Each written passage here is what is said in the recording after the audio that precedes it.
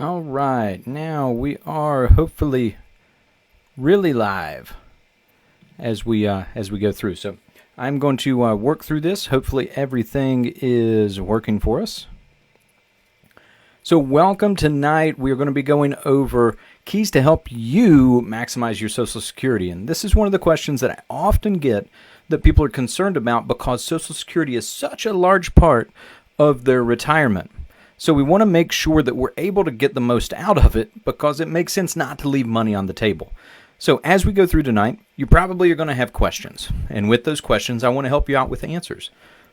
At any point in time, you can simply click message and send me a direct message that says Social Security help. And I will send you a message back so that we can find a time to help you with your individual questions. This is a great medium to be able to share a lot of information to a lot of people, and I do plan to try to release a video at least every 2 weeks, hopefully weekly, but at least every 2 weeks so that we can cover this and go through on whatever medium that you're watching this, whether it's Facebook Live, on YouTube, or any other medium so that you can get the most out of this. So without further ado, let's go ahead and start going over everybody's favorite topic, Social Security. So, Social Security, what do we really have when we're looking at this? Well, as we get started, the thing that I always find is people have questions. I know the first time that I went to Disney, we were lucky enough to live in Orlando for a little over 3 years. But I showed up to Disney, and we were waiting in line, and we were about the 10th group back. And I saw everybody would go through, they would hand them their ticket, they'd scan it, and then they'd go through and they'd hand them a map. They knew where everything was. And then I watched the next person. They'd scan the ticket, hand them a map. The third person, scan the ticket, hand them a map. And as I worked closer and closer to the front, eventually it got to my turn where I handed them my ticket, and I walked through, and I stuck my hand out to wait for the map, and there was no map. They'd run out. They'd given them all out to other people. So now here I was trying to go through and figure out how to actually go through and navigate the park, and we didn't quite figure it out. I saw all these people walking around the entire day with these maps. It was like they knew exactly what they were doing, where they were going, what rides to get on. And it was this beautiful, blissful day for them. And here we were trudging around with a backpack, a stroller, trying to find our way through, and we just didn't know where to go. So we wound up spending a lot of time rushing back and forth, trying to make sure we got it all in. But we probably got in 4 or 5 rides when everyone else had 9 or 12 rides that they'd enjoyed. They were blissful. They enjoyed the entire day. And here we were, sweaty, hot, miserable, because we had done nothing but trudge around, lost. Now, I say this because when we're going through Social Security decisions, a lot of times you have you have those same feelings. A lot of times you have those same feelings because you're trying to figure out, how do I make these decisions that are going to have a huge impact on my life, but I don't want to make the wrong decision. So that's a lot of what we're going to cover tonight as we go through with that. So what are we going to cover? Frequently asked questions. I want to make sure to get these knocked out. At what age is it most beneficial for you to start taking Social Security income? That's top of most people's list. How do spousal survivor benefits work? And are there any penalties for working while taking Social Security benefits? And how is Social Security treated when it comes to taxes? So let's hit on some of those tonight so that we can go through and get crisp, good answers to that. Number one, know what your Social Security benefit is. This is the biggest thing that I see, that when I first sit down with folks, not everyone knows how much benefit they qualify for, and often they're fairly surprised at how little it winds up being for them, because it's going to be based upon your income work history. The top 40 earning quarters, or 10 years is what it equates to, of your working career. You can go to ssa.gov and you can find out for yourself exactly what that benefit is going to wind up being. So if we find out what that benefit's going to be for us, then we can start making decisions. If we know that between you and your spouse, you're going to have $3,000 of income coming in from Social Security, that you could go ahead and retire now because that's all that you're spending, and you've got money saved on top of that, why are you going to keep working? We want to make sure that you're able to enjoy yourself as much as possible. So that's the number one thing. Find out what your actual benefit is by going to ssa.gov. Register for an account. This is a way you can see and check at this at any point in time. You don't have to wait until you get a statement in the mail. It's going to have a PDF copy of that statement so you can see all the different times where you might choose to take your benefit. So full retirement age is something that you'll hear a lot of times, or maybe you'll see the acronym of FRA, and that's just letting you know when can you start taking your benefits. Now, the earliest you can possibly take it is age 62. But if you take it at 62, you're going to receive a lower benefit than you would at your full retirement age. And when you would receive the most benefit, the most that you can possibly get, is waiting all the way until you're age 70. So you can see that reduction of benefit at age 62. You're talking about roughly anywhere from a 25 to 30% reduction of what you would actually receive for most of you that are watching this right now. So as we see that and we plan for it, that doesn't mean it's a good or a bad thing. It just means that's how it works. What's it going to be for you? Now, when are you going to want to take it? For a lot of people, you're probably sitting there right now and you're saying, Andy, I've heard that the Social Security Trust Fund, it's going to run out of money. So during the pandemic, even more money because there were less people working. Now it's down to 2033. It's going to run out of money. Well, how's that going to work? For most of you that as you watch this, if you're near retirement or you're worried about Social Security, there's a good chance that you're not going to see any changes. Now, although it's projected at 2033 that they would reduce how much Social Security you would be receiving, it doesn't mean it would go away. Now, let's be realistic here. If in the year 2033, your Social Security benefit, you were going to receive 80 cents on the dollar, how do you think that would go if you were a politician? Do you think you would be reelected? Or do you think that you would be sent packing for the next person that says they would get your full Social Security check back? Yeah, exactly. You're probably sitting there going, oh, there's no way they would let that happen. Now, how are they going to pay for this? There's a very good chance that they kick the can down the road for other people. That they say instead of, it used to be 65 was full retirement age, we've moved it to 67 now. There's a good chance that it gets extended even further, maybe till 70 or 75 for someone that's working and is going to live even longer. The average life expectancy when 65 was the original retirement date to be received here was at 63 years old. So because of that, there was a lot of pressure that has been put on this because people are living longer and longer. So what does it look like as far as when to take this? Let's look at that as an option of seeing when does it make the most sense to be able to take your Social Security. So we're going to go over 3 fictional characters here. Earl is early, Stan is standard, and Dell is delayed. That's the triplets here, okay? They're fictitious people. I've got to tell you that for compliance sake, but let's go through and look at this. So the monthly benefit amounts differ based upon the age you decide to start receiving the benefits. So you can see here the triplets, right? They were all born the same day, but if they took it all the way as early as they could at age 62, it would only be $750. But if they waited all the way until 70, $1,320. Now, some of you looking at this are going, well, that's a no-brainer. I'll wait as long as I can until 70. But do you really want to honestly work until you're 70 years old? Or do you want to choose what you do when you can afford to walk away and retire? So some people call this the Social Security gamble, right? When is going to be the right time to take it? How long will I receive it before I pass away? So Earl, for early, he thinks his money will outgrow either of his brothers. He plans to take the check and he's going to let it accumulate because he believes by taking out his Social Security benefits early, it will be the most lucrative thing for him. Now, Stan, he's going to wait until age 66, his full retirement age, and then start taking Social Security. And he will receive $1,000 instead of the $750. And he's looking to outpace what Earl would receive by taking it early. Now, let's look at this and compare. So Earl's Social Security payments are reduced by 25%. That's why he only gets the $750.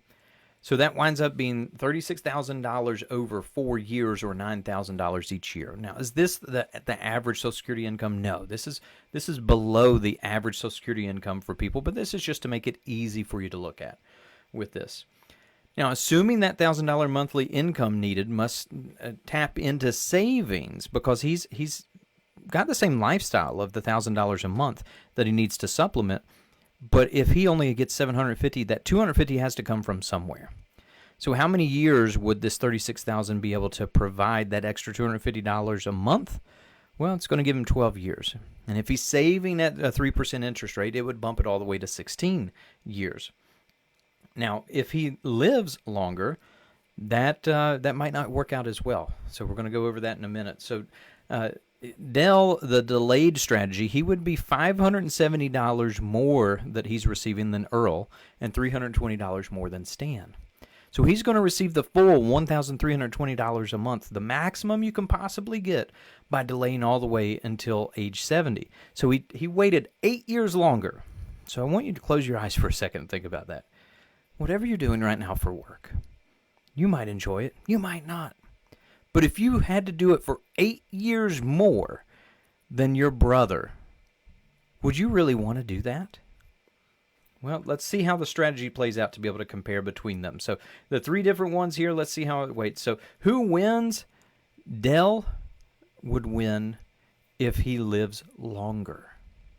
So he waited all the way until age 70. He gets the $1,320 a month, $570 more than Earl that took it early.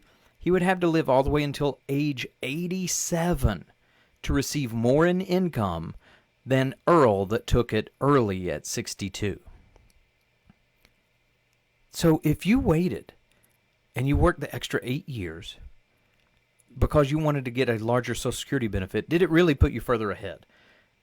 I would say not, because there's so much more things that you could do and enjoy life in those 8 years. Between Earl taking it early and Stan at the standard age of full retirement, it's basically a tie between those two. So if we look at this, Earl would collect more if they both died before age 82. But if they waited, and Stan would collect more if they both lived beyond age 83. And this is why I tell people, as far as when you look at this, and as complicated as it seems with Social Security, if you were to put it in a vacuum and purely say, when is going to be the best time to take it? For me, when is going to be the best time that I can go through and I can maximize my Social Security? If we purely look at it and ignore everything else, you would get the most by taking it at 70. You would get the least by taking it at 62. But if we look at the break-even point, it's going to wind up being around age 82, 83 every single time as far as the break-even of where does it make sense. So if you thought that you weren't going to live longer and you wanted to enjoy your life as much as you possibly could, it might make sense to take it earlier. If you feel like longevity's on your side, you're going to live until you're 90, 95. I just had a great aunt that lived till 96 years old before passing. Well, if we were going to live that long, then maybe it makes sense to delay if you want to. But if you can afford to retire before that, I've got to challenge you. Why not go ahead and retire? Enjoy yourself as you go through. So let's get back and look at some more here as we take care of this. So if I look at this and I try to figure out what really is the benefit with that, this is one of the other things that complicates it. Earl retired at 62. He has not reached full retirement age yet, so he's going to run into an issue that if he decides to still work, and you might be thinking about this as well, that you might want to work some part-time work or work some additional income while you're retired. There is a maximum amount that you can earn if you retire before your full retirement age. So that amount right now is adjusted to $21,240 a year. And if you make more than that, for every $2 more you make, it will reduce your Social Security benefit by $1. Why is this important? Well, you don't want to go out and work to try to supplement your income and then lose your Social Security benefit. It would be counterproductive, right? So we want to make sure that what we're doing, if we're going to earn some extra, you can earn up to the $21,240, but no more. So if you want to help and work at the little convenience store, the gas station, the plant nursery, whatever it might be to supplement your income, just make sure to stay under that amount so that you don't wind up losing some of your Social Security benefit. Now, once you reach full retirement age, once you've made it to that magical number of full retirement age, you can work as much as you possibly want. You could be a consultant making $1 million a year. You're still going to receive your full Social Security benefit. It will not be reduced, so you can enjoy getting all of that without worry. Now, one of the things that comes up is looking at your spousal survivor benefits. So let's say that we have a husband and wife. Maybe the husband worked, made a little bit more, was getting $2,500 a month from Social Security. the wife was getting $1,500. They look at this, they plan out their financial retirement, what this is going to look like, including both of those incomes. But one of the things that people forget is that when one of the two of you passes, you're going to get to choose between the larger of those two benefits at death. So if the wife was still living, husband passes away, that $1,500 benefit, she's going to bump up to the $2,500, but that extra $1,500 of income is going to go away. So that's important because we want to make sure that your lifestyle can afford for when both of you are here, as well as when it's just one of you left, because hypothetically, typically the females are going to outlive their partners. So this winds up being a problem for a lot of women, and our next presentation that we're going to be going over is Women in Retirement, how we can help maximize and empower you.